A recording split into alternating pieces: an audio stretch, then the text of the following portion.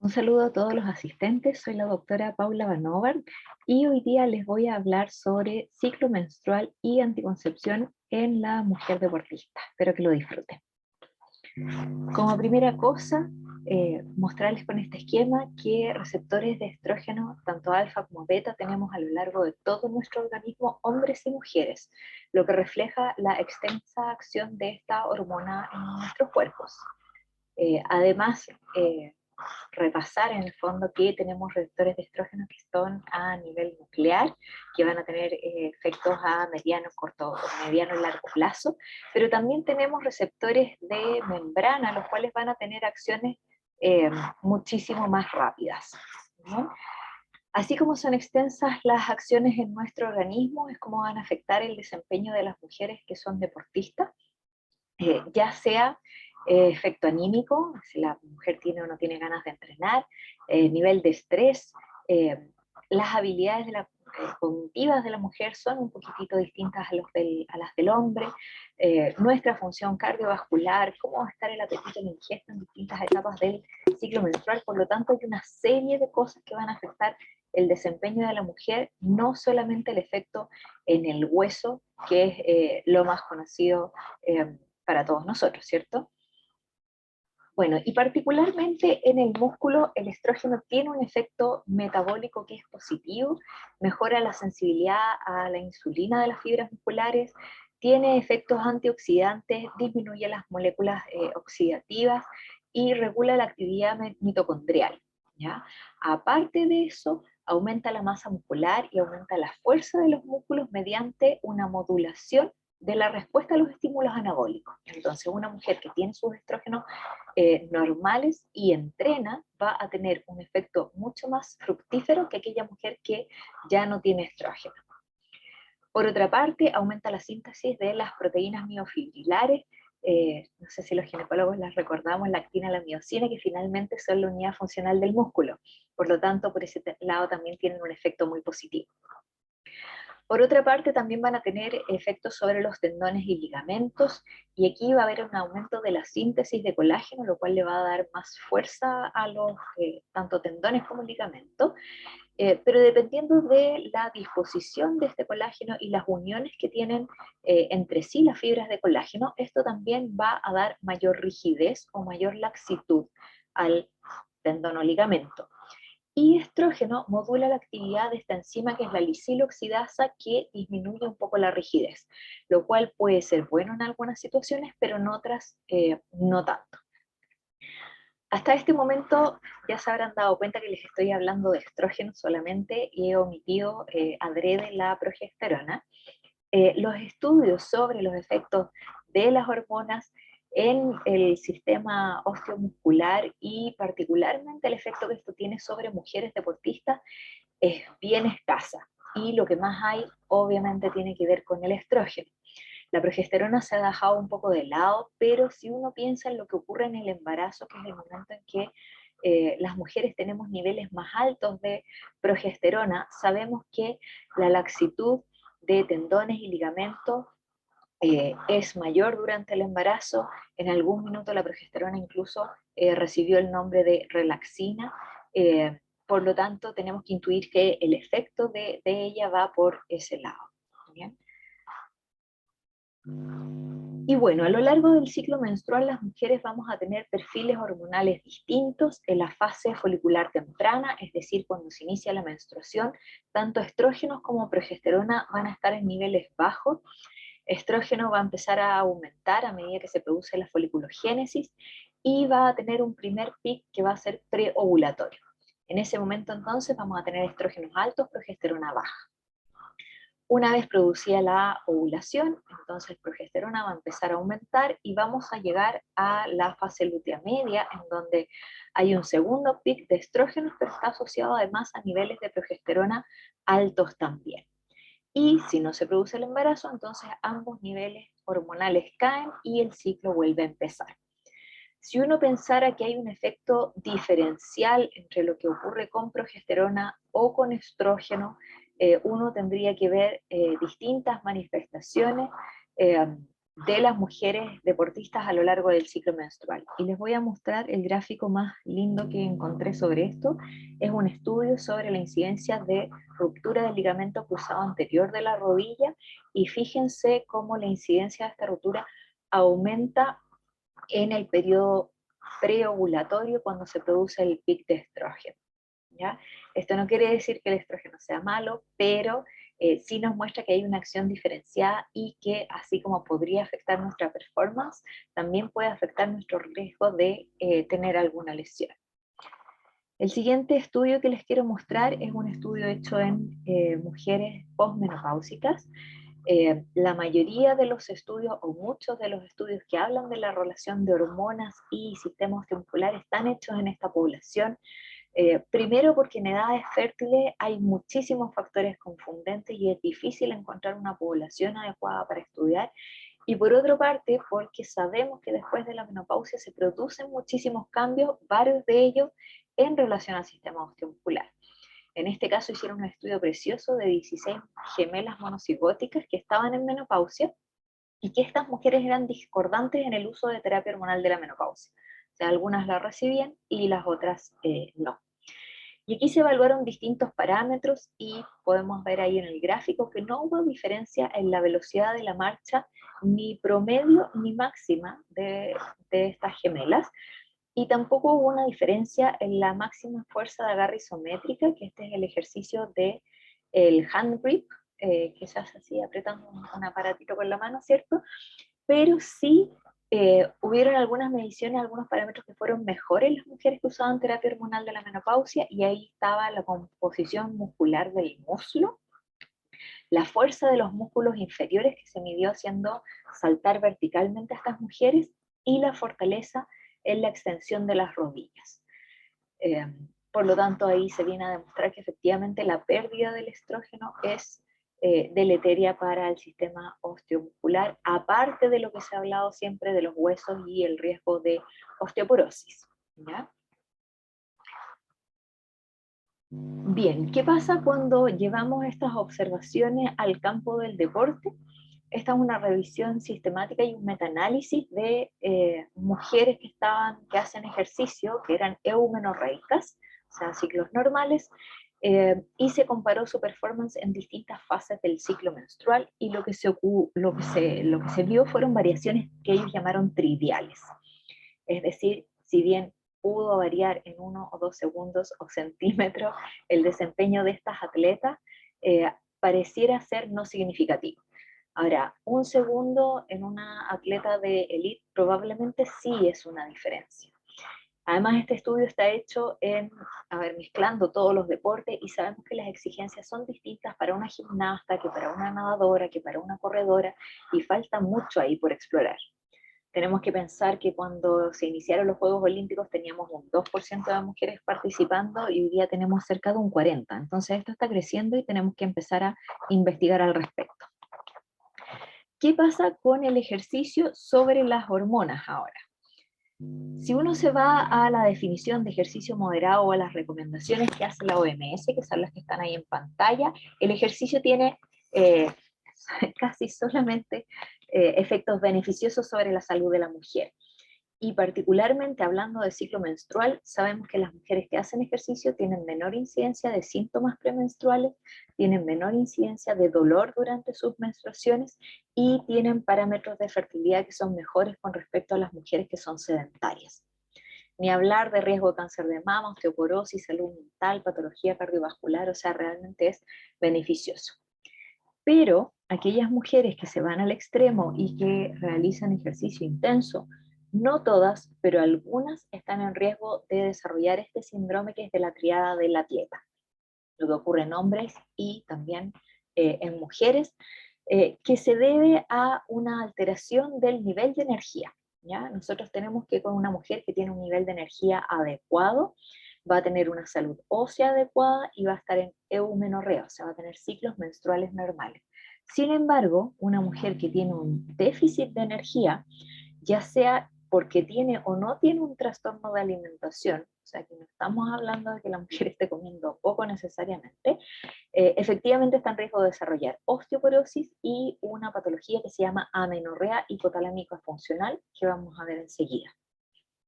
Como les decía, la prevalencia es variable, 16% presencia de la tríada completa en atletas de élite, y si miramos la presencia de un solo síntoma, podemos llegar hasta un 60%. ¿Quiénes están en mayor riesgo? Aquellas mujeres que desarrollan disciplinas en que la figura corporal también está relacionada al éxito, por ejemplo la gimnasia o no olimpiadas, pero el ballet también es una de ellas. Mujeres en que el tener bajo porcentaje de grasa corporal afecta su desempeño, por ejemplo los corredores de largas distancias, y mujeres en que el peso es factor clasificatorio para algunas categorías, por ejemplo en la lucha, ¿ya? Entonces, la amenorrea hipotalámica funcional, que es esta anovulación inducida por estrés, se refiere a una disminución del estímulo de GnRH por una causa no orgánica. Y en este caso, la causa no orgánica es la baja disponibilidad de energía, que a su vez va a llevar a un aumento del cortisol, un aumento del CRH y una disminución de la leptina. Todo lo que finalmente redunda en una disminución, como les decía, de la GnRH.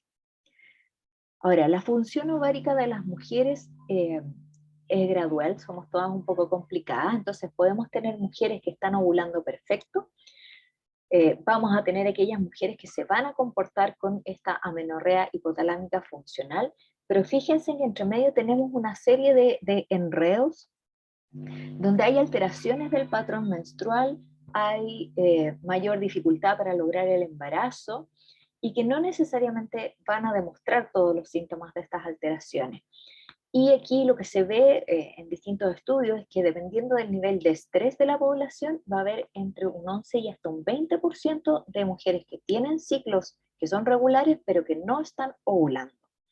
Y ahí probablemente caen varias también de las atletas. Otra cosa que afecta la incidencia de esta enfermedad en las mujeres atletas es el estrés psicogénico, ¿ya? Vamos a tener el estrés metabólico, pero ojo que estas mujeres también están con mucha presión por rendir, tienen expectativas que son bastante altas, y eso también, si bien por la paciente no necesariamente es percibido como un estrés, puede que esté en el momento más feliz de su vida, el cuerpo sí lo resiente, ¿ya? Y todos conocemos el concepto de homeostasis, en que nosotros tratamos de, con distintos cambios, mantener un equilibrio, pero cuando uno está sometido a estrés crónico empieza a aparecer esta otra cosa que es la alostasis, en donde los cambios ya no son para mantener un equilibrio, sino que son para sobrevivir. Y vamos a tener cambios que no necesariamente van a ser beneficiosos para nosotros, que van a ir en camino de conservar la energía, donde vamos a ver que hay aumento del cortisol, disminución de la glicemia, un hipogonadismo con GnRH bajo normal, un hipotiroidismo con TSH normal, alteraciones del patrón de secreción de distintas hormonas. ¿Cuál es la idea? Tratar de detectar a estas mujeres antes de que se produzca la amenorrea hipotalámica y implementar medidas preventivas. El diagnóstico de esta amenorrea hipotalámica es por descarte, y más que el valor absoluto de las hormonas nos va a tener que llamar la atención el patrón. Entonces aquí está la tabla de las enfermedades que más frecuentemente nosotros vemos que causan amenorrea hipotalámica o amenorrea por otras causas en ginecología, y ahí si se fijan las hormonas están en niveles relativamente normales, pero todas tendiendo a la baja. ¿Qué pasa ahora con el efecto de la anticoncepción hormonal sobre el ejercicio? Si en una mujer que está con eumenorrea nosotros tenemos todas estas variaciones hormonales que hablan del estrógeno y la progesterona, pero también de la inhibina B y A, de la FSH-LH, en una mujer usuaria de anticonceptivos hormonales, estas hormonas van a estar planas, ¿ya? Además, en vez de tener progesterona solamente en fase lútea, vamos a tener niveles de progesterona estables a lo largo de todo el ciclo, o sea, todo el mes la mujer va a tener progesterona, y los niveles de estrógeno tampoco van a tener variaciones y se van a mantener estables. ¿ok? Entonces aquí una usuaria de anticonceptivos hormonales combinados, si toma un anticonceptivo oral, fíjense cómo van a variar los valores día a día del estrógeno. Una paciente que usa un parche va a haber una variación que va a ser semanal y la paciente usuaria de anillo va a tener niveles estables casi todo el mes. Las pacientes que usan progestinas puras no es que no tengan estrógenos, la función ovárica con los anticonceptivos lo que suprime no es el reclutamiento de los folículos y por lo tanto no se suprime una producción basal de estrógeno, lo que se inhibe es la ovulación, o sea, lo que se pierde son el pic preovulatorio y el alza en la fase lútea media, lo cual también afecta la flexibilidad de los tendones y esa es una de las razones de por qué mujeres en posmenopausia tienen también, independiente que usen terapia hormonal, más lesiones que las mujeres en premenopausia. ¿Qué pasa de nuevo cuando uno lleva estos cambios a la parte clínica de las mujeres que hacen deporte? De nuevo, variaciones que son, entre comillas, triviales. O sea, no se ha demostrado todavía que esto realmente afecte el desempeño de las atletas. Pero les quise traer este otro estudio porque intuitivamente las mujeres han usado los anticonceptivos hormonales para regular sus ciclos menstruales y muchas de ellas se saltan menstruaciones y una de las principales causas es coordinarlo con el ejercicio que ellas hacen. Entonces, de las usuarias de anticonceptivos, un 74% reconoce al menos haber manipulado su ciclo una vez en el año, y fíjense que hasta 4 lo han hecho en un 30%. ¿Cuáles eran las razones? Como les digo aquí, el deporte es una causa importante de tratar de correr las menstruaciones. En este gráfico, mismo estudio, vemos que además hay gente que evita la actividad física por efectos negativos de los anticonceptivos, aunque ahí si se fijan no hay ninguna atleta de élite. Hay pacientes que evitan la actividad física por el sangrado menstrual. Como les decía, hay muchas pacientes que planean su sangrado dependiendo de su actividad física, y también tenemos pacientes que han considerado cambiar o usar o dejar un anticonceptivo para mejorar su performance. Entonces algo hay. ¿Y qué es lo que hay? Es que el uso de anticonceptivos hormonales en aquellas mujeres que tienen problemas con su menstruación, o sea, que tienen dolor, que tienen cambios de ánimo, que se angustian y se lo quieren comer todo, efectivamente en esas mujeres sí podría haber un efecto beneficioso. Ahora, ¿de qué dependen los efectos de los anticonceptivos? Del tipo de hormona, dosis, esquema, vía de administración. Y ahí quiero mostrarles esto. Nosotros tenemos anticonceptivos que son de progestinas puras, pero los más usados son los anticonceptivos de estrógenos y progestina, los combinados, donde cuando nosotros hablamos de dosis del anticonceptivo en general nos referimos al estrógeno, porque tenemos mayoritariamente etinilestradiol como estrógeno en anticoncepción, y lo tenemos en dosis de 30, 20, 15, y tenemos ahora nuevos anticonceptivos que traen estradiol, que es mucho más, entre comillas, suave que el etinilestradiol, en dosis de 1,5 miligramos, que es equivalente a un anticonceptivo con etinilestradiol de 20. El estrógeno se relaciona con el buen control del sangrado, se relaciona con algunos efectos adversos como el riesgo de trombosis, pero también con molestias mamarias, con dolor de cabeza, se relaciona con buen control del acné, que es algo que de repente a las mujeres les importa mucho, y en eso va a ir variando el efecto de la dosis.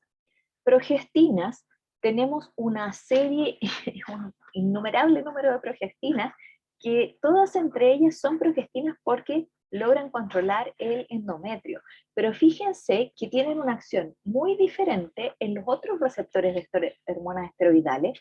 Por lo tanto, cuando nosotros hablamos de tipo de hormona en anticoncepción, en general nos referimos al tipo de progestina para saber qué es lo que le va a pasar a esa mujer. Hay algunas que son glucocorticoides, hay algunas que son diuréticas, hay algunas que son antiandrogénicas, etc. Entonces, eso es lo que nos tenemos que fijar al momento de la prescripción. En este gráfico además les quiero poner que los efectos negativos de los anticonceptivos hormonales generalmente se producen en el periodo libre de hormonas, o sea, previo o durante la menstruación. Entonces, esto que hacen las mujeres de saltarse reglas es muy lógico, efectivamente se sienten mejor. Y hoy día, además del esquema 21-7, que es el tradicional, tenemos esquemas de 24 activos, 4 placebos, tenemos esquemas de 84 días, 7 placebos, y tenemos los ciclos extendidos, donde la mujer puede no querer parar nunca, o va a hacer ciclos autorregulados para coordinarse con sus entrenamientos, o va a usar una progestina pura, que en el fondo es el mismo anticonceptivo todos los días sin parar. Estos ciclos no son malos, no afectan la fertilidad, no afectan al endometrio, tienen muchos efectos positivos, mayor supresión de la actividad folicular, menos sangrado, menos síntomas desagradables, pero sí tienen este inconveniente que es el sangrado no programado, ¿ya? Y aquí las progestinas puras tienen más sangrado inesperado que el combinado continuo o que el esquema convencional. Y eso también hay que hablarlo con la mujer deportista. Ahora, cuando hablamos de anticoncepción, si la mujer está buscando anticoncepción, tenemos que irnos por la anticoncepción segura, y ahí tenemos los LAR, que son estos dispositivos del implante, que son sumamente cómodos para las mujeres deportistas en términos que ellas de repente viajan mucho, y esto les da la tranquilidad de ser muy seguros sin requerir el compromiso de uso diario, pero si lo buscan por los otros efectos no anticonceptivos, entonces tenemos que tener en cuenta las cosas que yo les he ido diciendo. Ojo con la temporalidad. Los anticonceptivos hormonales combinados tienen la mayor cantidad de sus efectos adversos durante los 3 primeros meses de uso. Por lo tanto, no tiene ningún sentido iniciar el anticonceptivo justo antes de una competencia. Esto tiene que ser programado con mucho tiempo de anticipación. Y por otra parte, suspenderlo y reiniciarlo siempre va a tener riesgo de efectos adversos. Por lo tanto, o se usa o no se usa. Tenemos muchísimos anticonceptivos, les puedo decir que no existe ninguno perfecto, esto tiene que ser planificado con la mujer, y aquí les dejo mis conclusiones. La información todavía sigue siendo escasa, tenemos que estudiarlo. Los esteroides sexuales tienen distintos efectos que pueden afectar la salud deportiva. El ejercicio moderado es beneficioso, en el ejercicio intenso tenemos que estar atentos a cualquier síntoma de la tríada del atleta. El uso de anticonceptivos puede ser beneficioso sobre todo en aquellas mujeres que hacen ejercicio intenso, y la decisión de usar, no usar y qué usar debe ser personalizada y consensuada con el usuario. Muchas gracias.